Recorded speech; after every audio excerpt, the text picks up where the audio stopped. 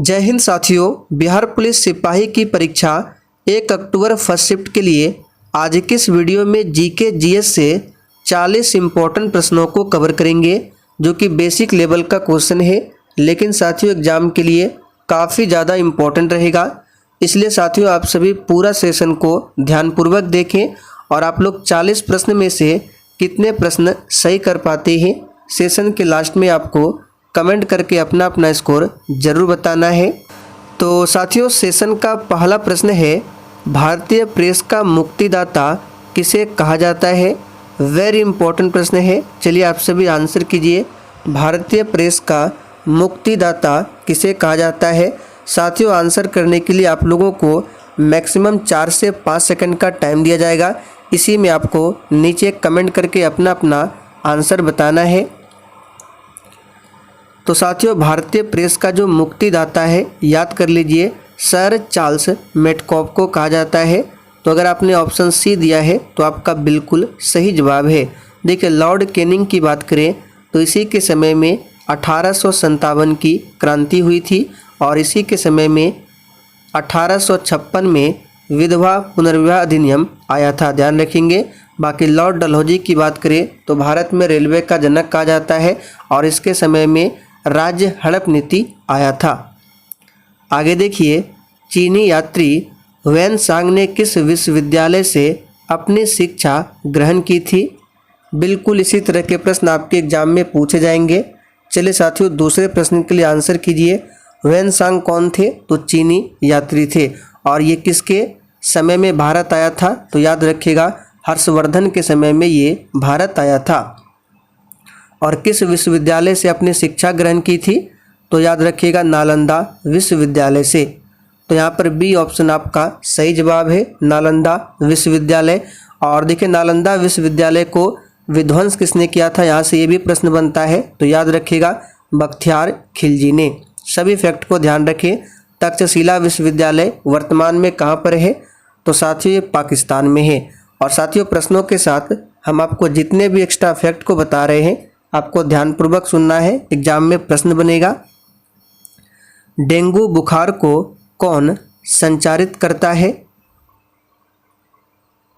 चलिए तीसरे प्रश्न के लिए फटाफट से आंसर बताएंगे। डेंगू बुखार को कौन संचारित करता है। तो प्यारे साथियों यहाँ पर तीसरे प्रश्न का सही जवाब है एडिज एजिप्टी मच्छर। ये जो है डेंगू बुखार को संचारित करता है। यहाँ पर पहला ऑप्शन आपका सही जवाब है। यहाँ से एक प्रश्न याद रखिएगा, पूछा जाता है कि मलेरिया, तो मलेरिया जो होता है ये किसके कारण होता है, तो ये प्रोटोजोआ के कारण होता है। कौन सा प्रोटोजोआ, तो साथियों प्लाज्मोडियम नाम का प्रोटोजोआ है जिसके कारण मलेरिया होता है। योग दर्शन के प्रतिपादक कौन है। वेरी इंपॉर्टेंट क्वेश्चन है, ये प्रश्न बिहार पुलिस में पूछा जा चुका है। चलिए आंसर कीजिए। और साथियों आप सभी डेली क्लास को अटेंड कीजिए। क्लास का टाइमिंग है डेली रात 8 बजे से। 8 बजे की क्लास में आपको डेली महामैराथन क्लास दिया जाता है और एक क्लास है 8:40 पर। और अभी जो आप लोग ये क्लास कर रहे हैं इस क्लास का टाइमिंग रहेगा सुबह 8 से लेकर 10, यानी कि सुबह 8 से लेकर 10 बजे के बीच में ये क्लास आपको कभी भी मिल सकता है। तो साथियों आपको डेली 3 क्लास अटेंड करने हैं एग्जाम तक।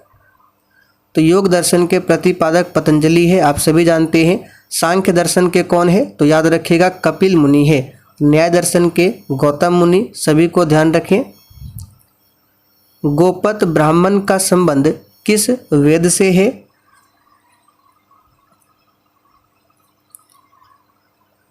तो साथियों गोपत ब्राह्मण का संबंध जो है ये किस वेद से है, तो ये अथर्ववेद से है। तो डी ऑप्शन सही है। टोटल वेद 4 है, वेदांग 6 है, उपनिषद 108 है और पुराण 18 है। सभी को ध्यान रखें। अष्टप्रधान का संबंध किससे है। तो साथियों शिवाजी के दरबार में जो मंत्री रहते थे उसको कहा जाता था अष्टप्रधान। तो यहाँ पर बी ऑप्शन आपका सही जवाब है, शिवाजी। याद रखिएगा शिवाजी के पिता का नाम भी याद रखना है, शाहजी भोसले था। स्वराज पार्टी के संस्थापक कौन थे। देखिए स्वराज पार्टी की स्थापना कब होती है, तो 1923 में। याद रखिएगा किसने किया था, चित्तरंजन दास और मोतीलाल नेहरू ने। तो ऑप्शन के अकॉर्डिंग यहाँ पर आंसर आपका हो जाएगा सी आर दास यानी चित्तरंजन दास ने। अगर ऑप्शन में मोतीलाल नेहरू मिले तो वो भी आपका आंसर हो जाएगा। गोपाल कृष्ण गोखले महात्मा गांधी के राजनीतिक गुरु थे। तारपीन का तेल किससे प्राप्त किया जाता है? चलिए 8 के लिए आंसर कीजिए। और साथियों पीडीएफ आपको टेलीग्राम पर मिल जाएगा। टेलीग्राम का लिंक इसी वीडियो के नीचे डिस्क्रिप्शन बॉक्स में दिया गया है। तो साथियों तारपीन का तेल ये प्राप्त किया जाता है चीड़ के पेड़ से। याद रखिएगा किससे? चीड़ से। आगे देखिए साहित्य अकादमी का मुख्यालय कहाँ पर स्थित है? चलिए फटाफट से 9 के लिए आंसर बताएंगे। साहित्य अकादमी का हेडक्वार्टर कहाँ पर है? तो इसका सही जवाब है नई दिल्ली में स्थित है। प्रथम पृथ्वी सम्मेलन कहाँ पर हुआ था? चलिए 10 के लिए आंसर कीजिए। प्रथम पृथ्वी सम्मेलन कहाँ पर हुआ था? तो याद रखिएगा ब्राज़ील के रियो डी जेनेरो में प्रथम पृथ्वी सम्मेलन का आयोजन हुआ था। ध्यान रखिए। असहयोग आंदोलन की शुरुआत कब की गई थी? चलिए 11 के लिए आंसर कीजिए। और साथियों महात्मा गांधी से संबंधित जितने भी प्रश्न बन सकते हैं आपको पूरा तैयार करके जाना है, क्योंकि महात्मा गांधी से संबंधित एक प्रश्न आपके एग्जाम में जरूर देगा। तो असहयोग आंदोलन की शुरुआत कब किया गया था? तो याद रखिएगा 1920 में। 1 अगस्त 1920 को शुरू किया गया था और 1922 में असहयोग आंदोलन को वापस लेना पड़ा था। सभी को ध्यान रखें। अंतर्राष्ट्रीय आपराधिक पुलिस संगठन इंटरपोल का मुख्यालय कहाँ पर स्थित है? चलिए आंसर कीजिए फटाफट से। और साथियों बिहार पुलिस एग्जाम के लिए हमने बहुत सारे मैराथन क्लास को कवर कराया है। मैराथन क्लास का प्लेलिस्ट बना हुआ है, चैनल के प्लेलिस्ट में जाइए, वहाँ पर मिल जाएगा, या फिर डिस्क्रिप्शन बॉक्स में भी आप लोग जाकर देख सकते हैं। तो इंटरपोल का मुख्यालय बहुत ही सिंपल है, ये लियोन में है। बुद्ध की मृत्यु क्या कहलाता है? तो देखिए बुद्ध की मृत्यु ये कहलाता है महापरिनिर्वाण। सी ऑप्शन आपका सही जवाब है, महापरिनिर्वाण। याद रखिएगा बुद्ध ने प्रथम उपदेश दिया था कहाँ पर? सारनाथ में, जिसे धर्मचक्र प्रवर्तन के नाम से जाना गया। सभी को ध्यान रखिए। और भगवान बुद्ध की मृत्यु कहाँ पर हुई थी? तो कुशीनगर या फिर कुशीनारा में। इन सभी फैक्ट को ध्यान रखें। प्रशीतक के रूप में किसका प्रयोग होता है? इस प्रश्न को हमने आपको टेलीग्राम पर भी पूछा था क्यूज के रूप में, जो कि बिल्कुल आपने सही आंसर किया था। चलिए और ऑप्शन देख लेते हैं। ऑक्सीजन तो होगा नहीं, ना तो हाइड्रोजन होगा। चलिए देखते हैं ऑप्शन। तो यहाँ पे देख सकते हैं प्रशीतक के रूप में किया जाता है फ्रियोन का उपयोग, जो कि डी ऑप्शन में दिया गया है। आगे देखिए पटना उच्च न्यायालय की स्थापना कब की गई थी? तो इसके बारे में भी हमने आपको बहुत बार समझाया है कि पटना हाईकोर्ट की स्थापना जो है 3 फरवरी 1916 को किया गया था। तो सी ऑप्शन आपका सही जवाब है। वर्तमान में कितने हाई कोर्ट है आप लोग कमेंट करके बताइए। तो बुद्धा स्मृति पार्क कहाँ पर स्थित है? चलिए 16 के लिए आंसर कीजिए। बुद्धा स्मृति पार्क कहाँ पर स्थित है? तो साथियों बुद्धा स्मृति पार्क जो है ये पटना में स्थित है। उर्वशी के लेखक कौन है? ये प्रश्न बिहार पुलिस में 2 से 3 बार पूछा जा चुका है CSBC द्वारा, चाहे वो मद्य निषेध सिपाही का एग्जाम हो या फायरमैन का। तो साथियों उर्वशी के लेखक कौन है? तो याद रखिएगा रामधारी सिंह दिनकर उर्वशी के लेखक है, इसे ध्यान रखें। मुल्ला पेरियार बांध किस राज्य में है? तो साथियों ये जो बांध है केरल राज्य में स्थित है। पानीपत की दूसरी लड़ाई किन 2 के बीच लड़ी गई थी? देखिए पानीपत का जो पहला युद्ध है 1526 में हुआ था बाबर एवं इब्राहिम लोदी के बीच में। दूसरा युद्ध हुआ था 1556 में। किसके किसके बीच में हुआ था? तो दूसरा युद्ध जो हुआ था ये हुआ था हेमू एवं अकबर के बीच में, और तीसरा युद्ध हुआ था पानीपत का 1761 में। सभी को ध्यान रखें। अंडमान एवं कार निकोबार द्वीप समूह को कौन सी चैनल अलग करती है? चलिए 20 के लिए आंसर कीजिए। तो साथियों अंडमान एवं निकोबार को अलग करता है 10 डिग्री चैनल। अंडमान निकोबार की राजधानी कहाँ पर है? पोर्ट ब्लेयर, जो कि दक्षिणी अंडमान में स्थित है। किस रक्त वर्ग में कोई एंटीबॉडी नहीं होता है? तो एंटीबॉडी और एंटीजन, इसके बारे में भी हमने आपको बताया था। तो कौन सा रक्त समूह है? तो याद रखिएगा यह है AB, इसमें कोई भी एंटीबॉडी नहीं होता है। और एक रक्त समूह है O, इसमें कोई भी एंटीजन नहीं होता है। सभी को ध्यान रखें। सर्वोच्च न्यायालय कितने प्रकार के रिट जारी करता है? तो साथियों, मौलिक अधिकार का हनन होने पर जो सुप्रीम कोर्ट है अनुच्छेद 32 के तहत ये 5 प्रकार के रिट जारी करते हैं। तो सही जवाब है C ऑप्शन। और हाई कोर्ट की बात करें तो अनुच्छेद 226 के तहत रिट जारी करता है, लेकिन यहाँ पे सर्वोच्च न्यायालय पूछा गया है। सही जवाब है 5 प्रकार। कौन सा अनुच्छेद बच्चों को कारखानों में कार्य करने पर प्रतिबंध लगाता है? तो साथियों, ये आर्टिकल कौन सा है? तो याद कर लीजिए अनुच्छेद 24। ये बच्चों को कारखानों में कार्य करने पर प्रतिबंध लगाता है। प्रति 2 वर्षों के उपरांत राज्यसभा के कितने सदस्य सेवानिवृत्त हो जाते हैं? देखिए, राज्यसभा जो है ये एक अस्थाई सदन है, ये कभी भी भंग नहीं होता है। इसके सदस्यों का कार्यकाल 6 वर्षों का होता है और सदस्य बनने के लिए उम्र सीमा 30 वर्ष होने चाहिए। और राज्यसभा के जो सदस्य होते हैं प्रत्येक 2 वर्ष के अंतराल पर कितने सदस्य सेवानिवृत्त होते हैं? तो याद रखिएगा 1/3 सदस्य। भारत में पुनः जजिया कर किसने लागू किया?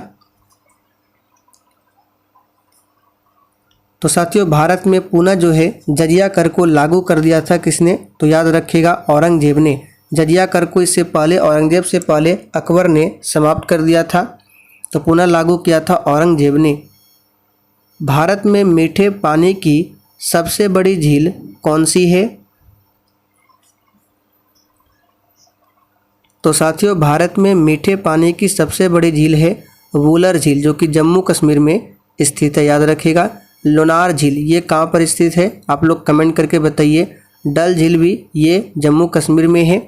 और विश्व की सबसे बड़ी मीठे पानी की झील पूछे तो सुप्रिया झील विश्व में, याद रखना है। और भारत में वुलर झील।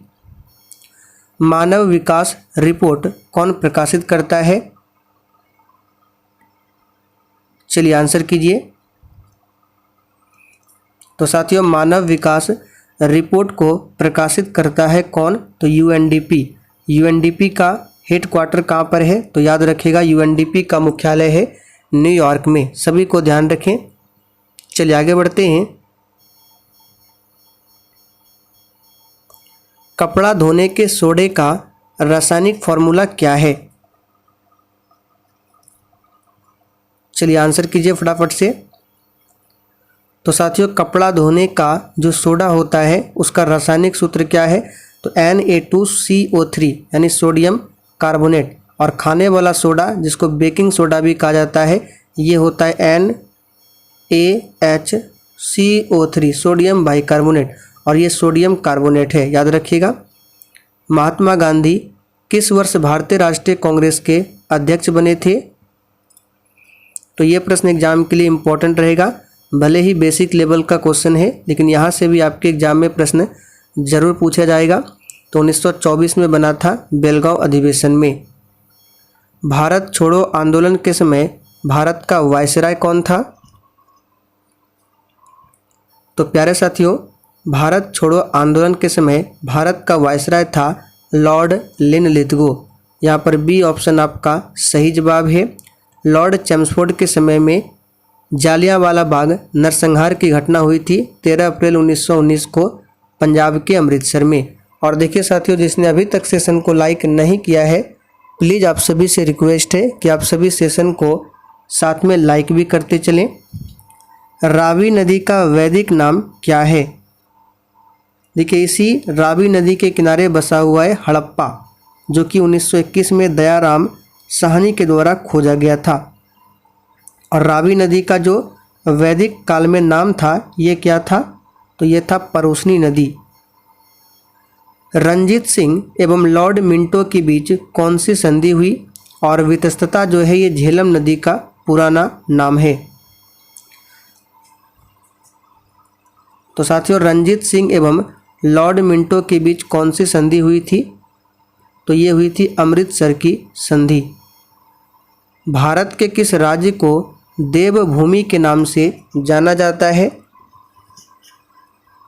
तो प्यारे साथियों भारत के किस राज्य को, तो याद रखिएगा उत्तराखंड को देवभूमि के नाम से जाना जाता है। फूलों की घाटी यहीं पर है उत्तराखंड में। जांग की हड्डी को क्या कहा जाता है? चलिए 34 के लिए आंसर कीजिए फटाफट से। जांग की हड्डी को कहा जाता है, तो साथियों याद रखिएगा जांग की हड्डी को फीमर कहा जाता है, जो कि मानव शरीर की सबसे लंबी हड्डी है। टिबिया ये पैर की हड्डी होती है। नींबू में कौन सा अम्ल पाया जाता है? तो साथियों नींबू में साइट्रिक अम्ल पाया जाता है। ऑक्जेलिक अम्ल टमाटर में पाया जाता है। टार्ट्रिक अम्ल पाया जाता है इमली, याद रखिएगा इमली में। राजा राम मोहन राय ने हिंदू कॉलेज की स्थापना कब किया था? देखिए राजा राम मोहन राय से संबंधित दो प्रश्न याद रखने हैं। इन्होंने 1815 में क्या किया था? आत्मीय सभा की स्थापना। 1828 में ब्रह्म समाज की स्थापना और 1829 में इन्होंने सती प्रथा के अंत में सहयोग किया था। नरौरा नाभिकीय विद्युत संयंत्र किस राज्य में है? देखिए आपको याद रखना है नरौरा काकरापार हो गया, और देखिए महाराष्ट्र में कौन सा है? तो महाराष्ट्र में आपका है तारापुर। सभी को ध्यान रखें, तारापुर, नरौरा, काकरापार, कुडनकुलम, इन सभी को ध्यान रखें, एग्जाम में प्रश्न जरूर बनेगा। तो नरौरा जो है ये कहाँ पर है? उत्तर प्रदेश में। तो 37 का यहाँ पर डी हो जाएगा उत्तर प्रदेश। कैगा कहाँ पर है? कैगा परमाणु संयंत्र कर्नाटक में है। महाराष्ट्र में तारापुर है। गुजरात में काकरापार है। सभी को ध्यान रखें। राज्य विलय नीति को किसने प्रतिपादित किया? तो साथियों अभी हमने आपको थोड़ी देर पहले बताया था डॉक्ट्रिन ऑफ लैप्स, यानी कि राज्य हड़प नीति या राज्य विलय नीति। तो ये आया था डलहौजी के समय में, और इस नीति के तहत सबसे पहले 1848 में सतारा को ब्रिटिश साम्राज्य में मिलाया गया था। तो डलहौजी सही जवाब है। करजन के समय में बंगाल का विभाजन हुआ था 1905 में। संत कबीर के गुरु कौन थे? तो प्यारे साथियों संत कबीर के गुरु थे रामानंद, याद रखिएगा। तुलसीदास, तुलसीदास किसके समकालीन थे? तो अकबर के समकालीन थे। इन्होंने रामचरितमानस की रचना की है। आटाकामा मरुस्थल किस महाद्वीप में स्थित है? तो याद रखिएगा आटाकामा मरुस्थल जो है ये दक्षिण अमेरिका में स्थित है। आखिरी क्वेश्चन है ध्रुवों पर दिन की अवधि क्या होती है? तो ध्रुव यानी कि पोल पर दिन की जो अवधि होती है 6 महीने का दिन होता है ध्रुव पर, और 6 महीने का रात होता है। तो डी ऑप्शन आपका सही जवाब है। तो साथियों चलिए आज के लिए इतना ही। आज हमने टोटल 41 प्रश्नों को कवर किया है। आप लोग कमेंट करके बताइए कि आपने कितने प्रश्नों के सही सही आंसर किए हैं, और सेशन थोड़ा बहुत भी पसंद आया हो तो जाते जाते सेशन को लाइक ज़रूर करते जाएं और सेशन को शेयर करना ना भूलें।